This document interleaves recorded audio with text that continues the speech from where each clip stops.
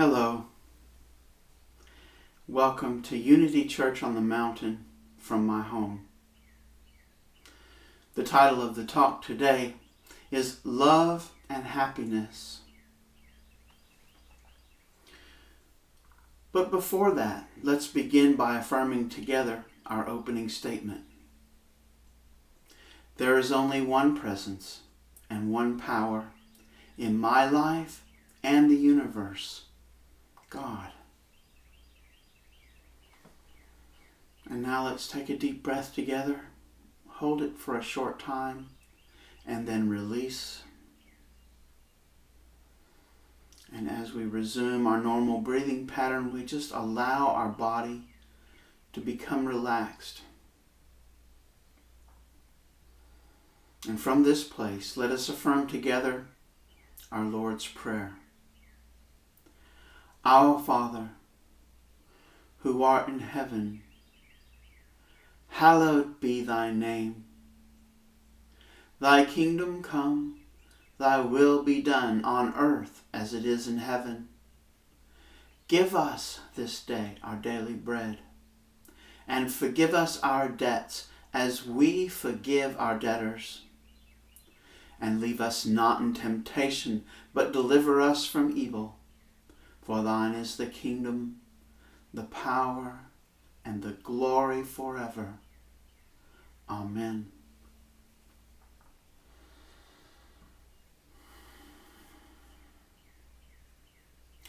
And so the title of the talk is Love and Happiness. And quite often in our current modern Western understanding of things, it's assumed that if we can find love, then we can find happiness.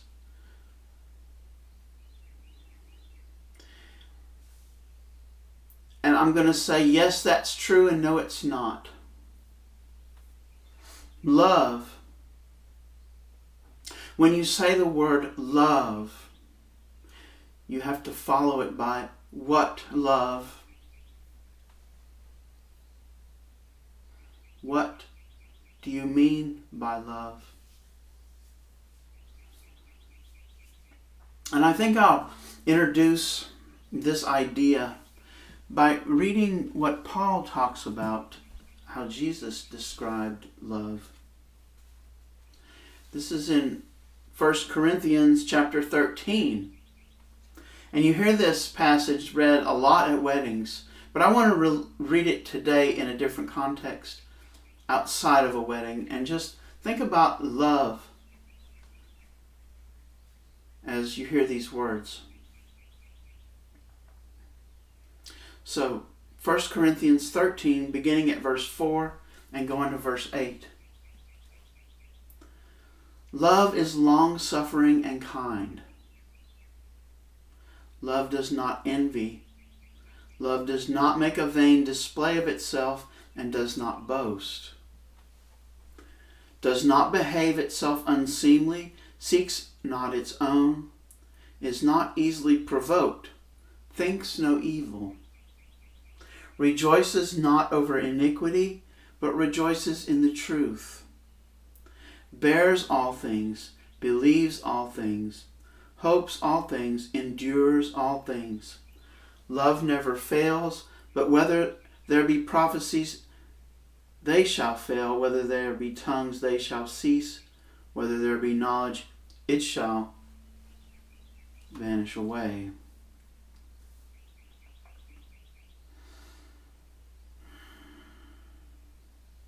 Love is long-suffering and kind. These ideas of love are showing us the difference between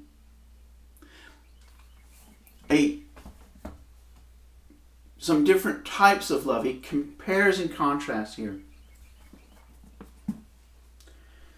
Because he talks about how love is, and then compares it. It does not envy, it says. It does not make a vain display of itself. It does not boast. Because there's this idea, this human love, this sensual love, this let's say it's a love of Cupid as opposed or as contrasted with the love of Christ. Remember, Cupid is the little fella that shoots the bow, and then there's this love that comes upon someone. You've seen it in cartoons and Greek myths.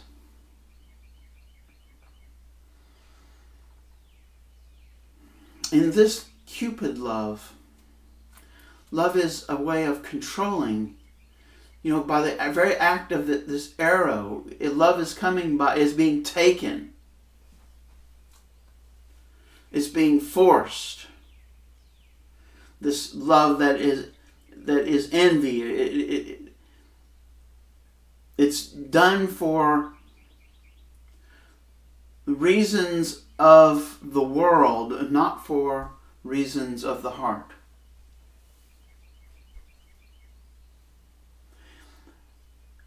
And I can look around at some of the people I see in public and just think of the love that must be behind the actions that I see.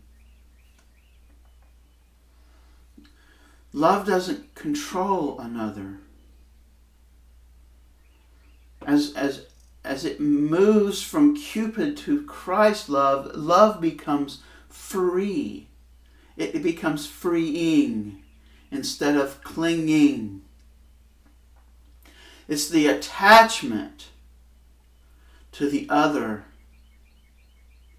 that leads to unhappiness.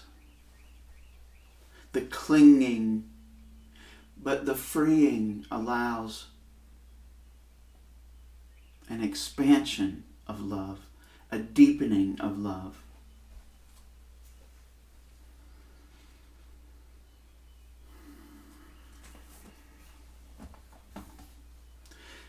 This expansion begins with our relationship to ourself. You've probably heard it said that if you don't love yourself, you can't love somebody else. And this is true. When we are able to deepen our own love, then we can share it. And even when we talk about love of self, we still have these levels from the Cupid to the Christ.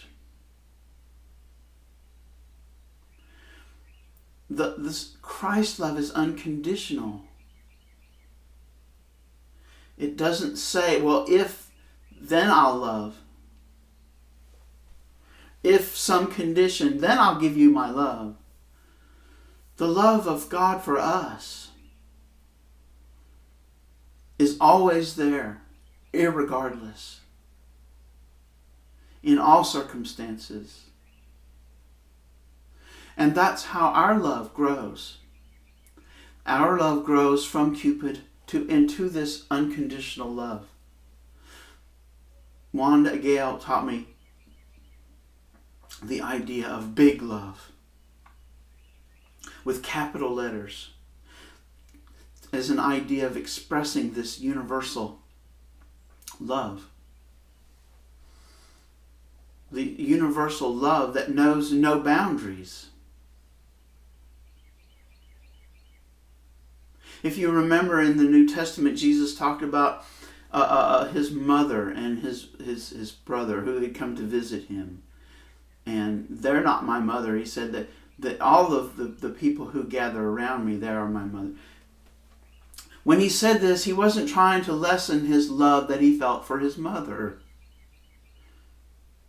What he was trying to say was that we love everybody without exception. There's a song that goes, and you'll know they are Christian by their love. By their love. You will know we are Christian by our love.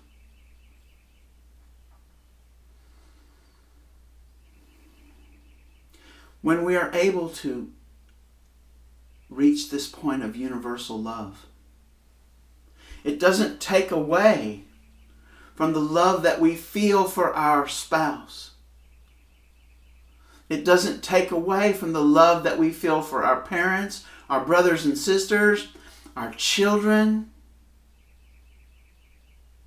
In fact, those ties become deeper. But we share this love on a broad spectrum.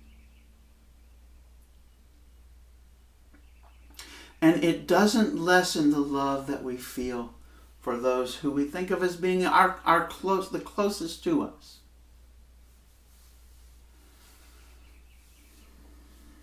Marriage becomes a union of souls.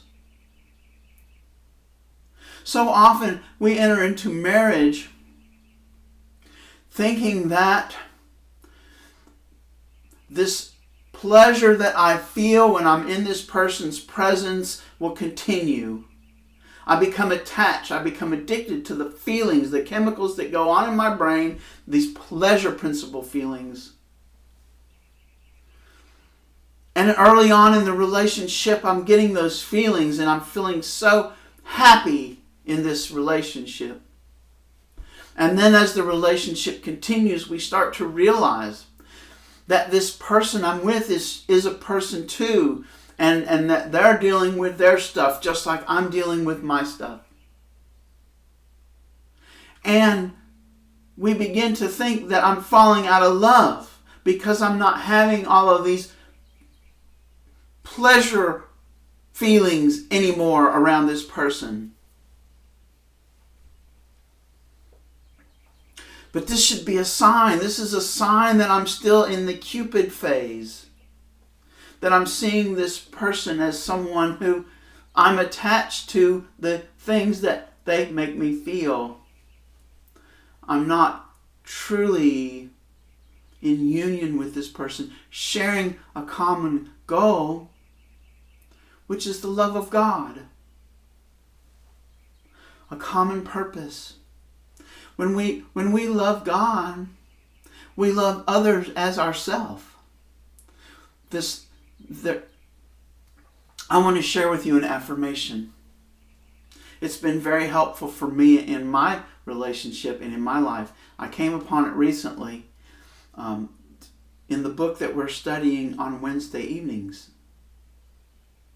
And the affirmation goes like this: I forgive you for not being everything I want you to be, and I set you free. For not being everything I want you to be. Who am I to demand this?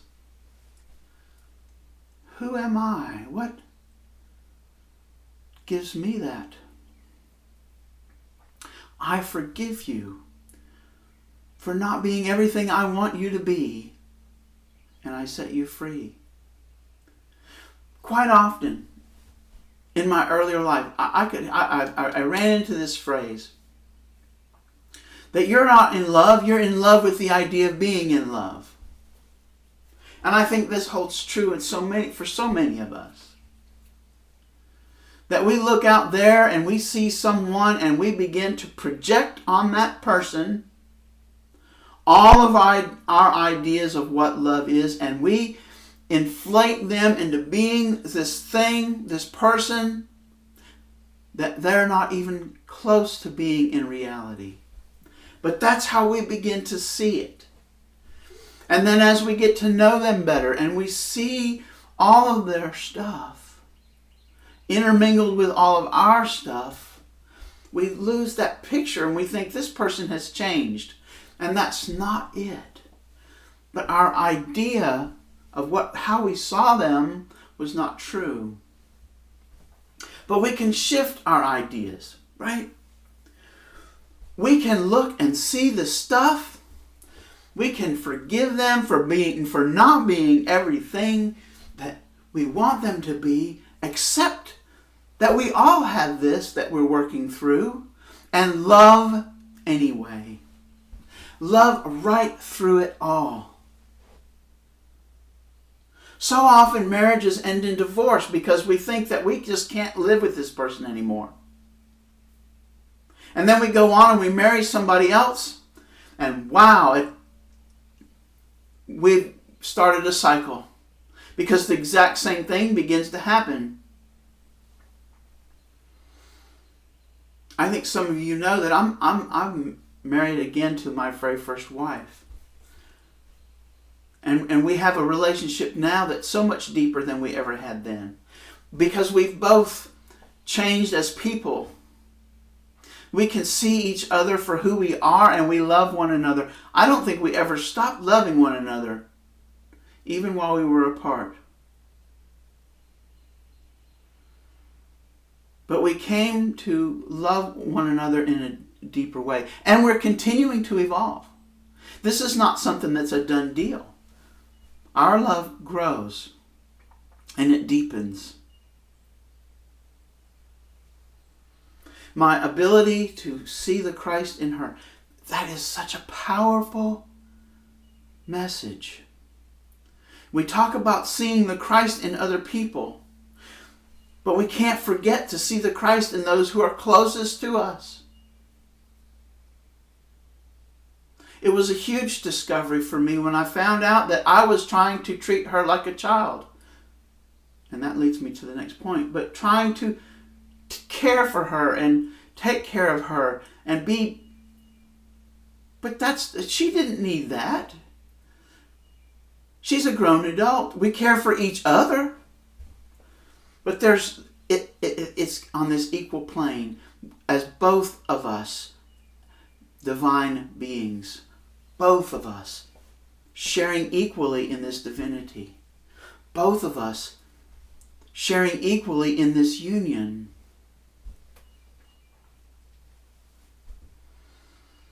And that does lead to children. I don't have any children, but I grew up from being a child. And I've seen children around me in my life. And it's easy for parents to want the best for their child and then to go about it from the ways of Cupid love, trying to control the child instead of encouraging them to grow into who they are. The tendency is to grow them into who we want them to be. But the same affirmation applies here with our children. I forgive you for not being everything I want you to be. And I set you free now, free to be who you truly are. And I want to help you to realize your full and complete self. I don't think it's an accident that Jesus described God as his Father. And you've probably heard me say before that Father is not even the best word to translate there. He meant a more intimate term, like Daddy, Papa. This person who I love unconditionally and who loves me unconditionally. You give good gifts to your children. Think of how much better the gifts are that God gives to us.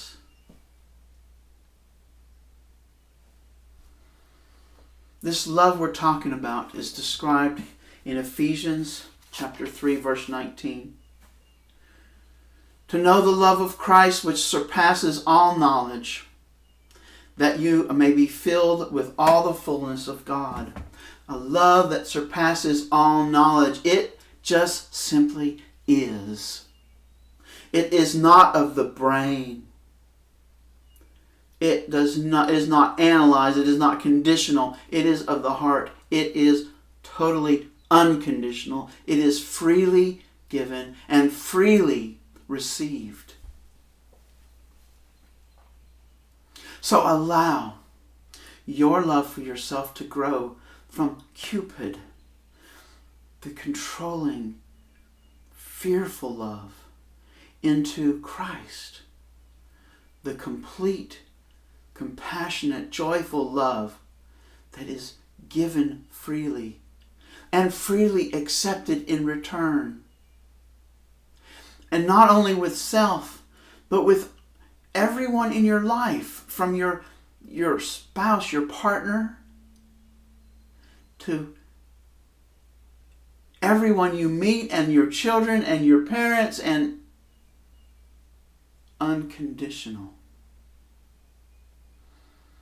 Unconditional love. Big love. I thank you for joining me today, and I invite you to look at how you love, to look at how you see the people who you love, and look at how you see yourself. Let's close by affirming together our prayer for protection. The light of God surrounds us. I am the light. The love of God enfolds us. I am the love. The power of God protects us. I am the power. The presence of God watches over us. I am the presence. Wherever I am, God is, and all is well. Thank you so much for joining me.